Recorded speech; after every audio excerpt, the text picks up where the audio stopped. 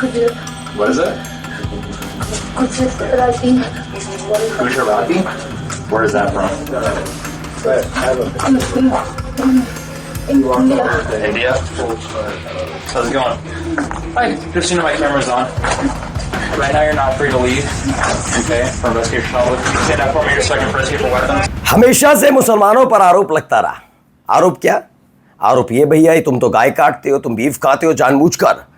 हिंदुओं का जो दिल होता है ना, दिल और भावनाएं, उसे आहत करते हो। आज मैं आपको तस्वीर और खबर दिखाऊंगा। औकात और हैसियत नहीं है न सरकार की और न सरकार के कारिंदों की, यानी कि मतलब इन गोदी मीडिया की, ये खबर दिखा पाए, क्योंकि उन्होंने अपना ईमान खूंटी पर टांग रखा है। खबर यही नहीं है। खबर आज मैं दिखाऊंगा, एक खुद बहुत बड़ा बीजेपी का नेता पोल खोलता है बीजेपी के इन नेताओं की, बताता है कैसे वो तमाशे करते हैं। ये तमाशे लगातार जारी रहने वाले नेताओं की हरकतें के ऊपर है, और तो और कैसे मुसलमानों के हर एक जगह पर तमाशे किए जाते हैं, वो भी देखिएगा। क्यों? क्योंकि मस्जिद है ना भाई, हमें रंग लहराना है, रंग लहरा कर हमें दिखाना है। और दिखाऊंगा दिल्ली की मुख्यमंत्री रेखा गुप्ता जी की नैतिकता, वो नैतिकता जरूर देखिएगा। नमस्कार, मैं हूं प्रज्वल गौतम और आप देख रहे हैं the Live TV. The Live TV, सच सबसे आगे। चलिए शुरुआत करते हैं इस खबर के साथ। पहली खबर क्या है, जरा मुंह बंधे हुए लोगों को गौर से देखिएगा। एक एक तस्वीर जरा गौर से देखिए, दिख रही है आपको? मुंह, जबकि कोरोना नहीं चल रहा, कोई मतलब नहीं है, लेकिन इनके मुंह पे मास्क है। क्यों है मास्क? क्योंकि ये सारे के सारे किस समुदाय से ताल्लुक रख सकते हैं, आप समझ सकते हैं। अब आप सोचिए, इनकी जगह अगर कोई एक अनवर, खालिद, सलमान, सुलेमान ये पकड़े जाते तो टांग टूटी हुई होती, चाहे गोली मारकर या लाठी तोड़कर। ये लंगड़ाते हुए चल रहे होते और वीडियो बनाई जाती पुलिस की तरफ से। वाह क्या काम किया है। अभी मुंह ढके हुए क्यों हैं, अब आप समझ जाएंगे।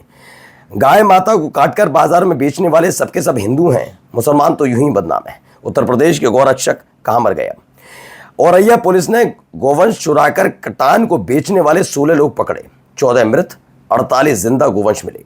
अब नाम पढ़ते जाइएगा, नाम पढ़िएगा, इसमें एक भी मुसलमान मिले तो बताइएगा। पहला नाम आता है रघुबीर बंजारा, हाँ, शिवा हैप्पी सेंगर, शिवास भदौरिया, दीपक जाटव, मंजेश यादव, राहुल सिंह, राहुल चौहान, राहुल, बबलू, विक्रम, अर्जुन, कल्लू, मुकेश सहित 3 महिलाएं, नैना, कल्लू, बच्चू गिरफ्तार। इसमें से एक नाम मुसलमान है नहीं है, हो जाता तो मत, उसके मुंह से मास्क हट चुका होता और लंगड़ाते हुए इसका वीडियो आ गया होता। ये काम है, ये उत्तर प्रदेश पुलिस का भी काम है। क्यों? बात गलती पुलिस की नहीं है, जब उनका आका ही ये चाहता है तो यही होगा। आइए अगली खबर देखिए। यहां तमाशा देखिए, यहां औकात नहीं है किसी की कुछ कर जाए। ये देखिए, ये औकात वाली खबर देखिए।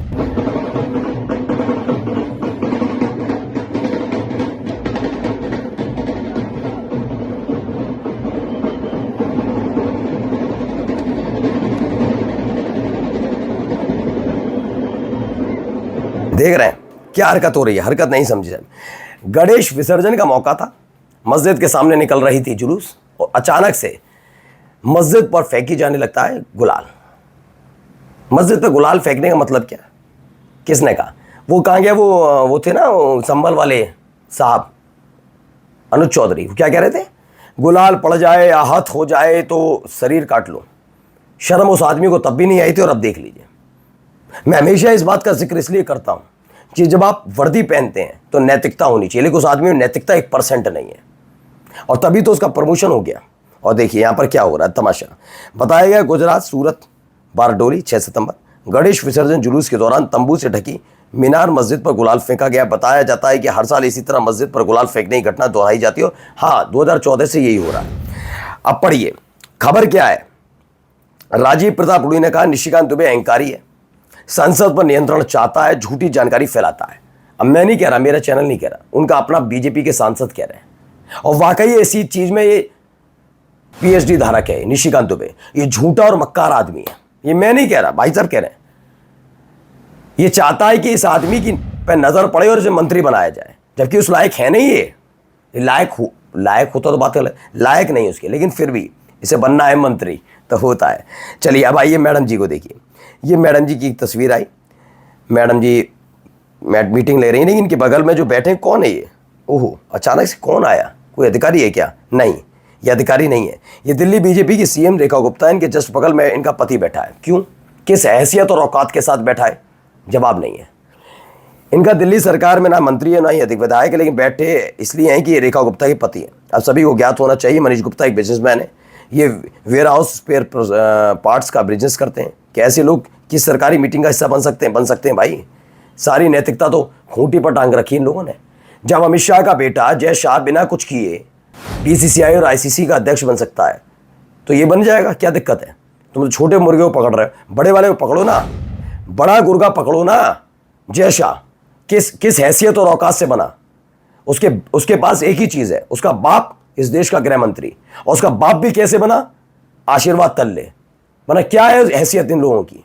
चलिए खबर अगली देखिए। उमाशंकर सिंह, ट्रंप ने जापान और 15% टैरिफ लगा दिया जापान पर।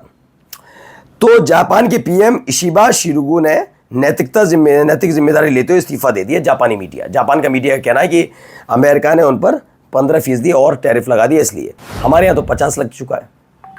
नैतिकता है, अभी भी लगे पड़े हैं कि बस कैसे कर कुर्सी बच जाए। दरअसल जानते हैं जापान के प्रधानमंत्री ने इस्तीफा क्यों दिया? क्योंकि अपने पूरे कार्यकाल में उन्होंने ऐसा कोई काम नहीं किया होगा जिसके तहत उन्हें डर हो कि प्रधानमंत्री पद से इस्तीफा देने के बाद उनकी गिरफ्तारी या किसी और मामले को लेकर उनके खिलाफ मामला चलेगा। यहां तो डर है ना, क्योंकि सारी नैतिकताओं को खूंटी पर टांग कर गुजरात वाली जोड़ी ने जो तमाशा किया है हर कोई जानता है। आइए अगली खबर देखिए। शिगुरा इशिबा ने जापान के प्रधानमंत्री पद से इस्तीफा दे दिया। कुछ दिन पहले पीएम मोदी और जापान के पीएम की मुलाकात हुई थी। दूसरे मुद्दे पे ले जा रहे हैं, लेकिन मेरा मानना ये है नैतिकता भी कोई चीज होती है। अब आइए अशोक कुमार पांडे की खबर। 10 साल में 1.5 लाख करोड़। क्या है ये? वही शहर है जहां जो 1 घंटे की बारिश में डूब जाते हैं, जहां महिला सुरक्षा दुनिया के निम्नतम स्तर पर है और जान सुविधा बदबू मारते पेशाब घरों को कहा जाता है। फिर इतने पैसे कहां से आए? कहां से आया? सोचिए, 1.5 लाख करोड़। कितने? 10 साल में 1.5 लाख करोड़ रुपए कमा लिए जाते हैं। इतना आसान कैसे हो सकता है? और सबसे महत्वपूर्ण खबर अभी आपको मैं दिखा रहा हूं, पहले ये देखते चलिएगा। लेकिन उससे पहले मैं आपको बताऊं, इससे पहले भी हमने आपको खबर दिखाई थी कि कैसे इस देश के रेल मंत्री हैं, रेल मंत्री मात्र 1 लाख रुपए का इन्वेस्ट करते हैं। आज क्या है हालत देखिए। एक एक चीज़ें निकल कर आती हैं दोस्तों। ये आसान नहीं होता, समझना और सोचना इतना आसान नहीं है कि आप लाख रुपए का इन्वेस्टमेंट करें और 10 साल में अरबपति हो जाएं। लेकिन इतना आसान है, आप मोदी कैबिनेट में जाइए, बहुत आसान है। मोदी के लाडले हो जाइए, नैतिकता पर टांग दीजिए संविधान को, कानून को, संविधान और कानून दोनों को खूंटी पर टांग दीजिए, आप अरबपति की बात करते हैं। अब जब एक ऐसा उद्योगपति जिसे 2014 से कोई पहले जानता नहीं था, वो आज नंबर 1 बन जाए, ये ऐसे ही आसान है। इसीलिए तो डरते हैं लोग, गुजरात वाली जोड़ी। और चलिए एक वीडियो और दिखा देता हूँ, देखिए video. What's your primary language? What is it? Gujarati? Where is that from? India? How's it going? Hi, just my camera's on. Right now you're not free to leave, okay, for investigation. Can you stand up for me just so I can press you for weapons? Stand up for me. ये महिला की हालत देखिए, इसने इतना शर्मसार किया, हमारे भारत को शर्मसार करने का काम किया इस औरत ने। दरअसल खबर क्या है मैं बता देता हूँ। ये महिला है, ये चोरी कर रही थी और ये सोच रही थी महिलाएं बच जाएंगी, लेकिन पकड़ ली गई। और जब पकड़ी गई ये सोच रही थी ये भारत है, महिला होने के नाम पे मैं तमाशा करूंगी, बच जाऊंगी। नहीं, भारत नहीं दीदी, ये ऑस्ट्रेलिया है, अमेरिका है। अमेरिका की में एक गुजराती महिला को दुकान में चोरी करते हुए पकड़ा गया और वही मजम्मत की गई जो करनी चाहिए एक चोर के साथ। मैंने कहा ना, ये गुजरात वाला मसला, ये महिला होना, ये कहाँ से मैच करता हुआ दिख रहा है? कौन करता है ऐसा? पहले तो आप गुजराती होना दिखाएंगे, फिर नई बात बन पाएगी तो फिर महिला हूँ, अपमान हो गया, अपमान हो गया महिलाओं का। कौन करता है? ये सारी नैतिकता उन्हीं की से आती है। लेकिन सुनिए, ध्यान रखिए, जब आप कुछ करेंगी गलत तो भुगतना पड़ेगा। नमस्कार। द लाइव टीवी, सच सबसे आगे।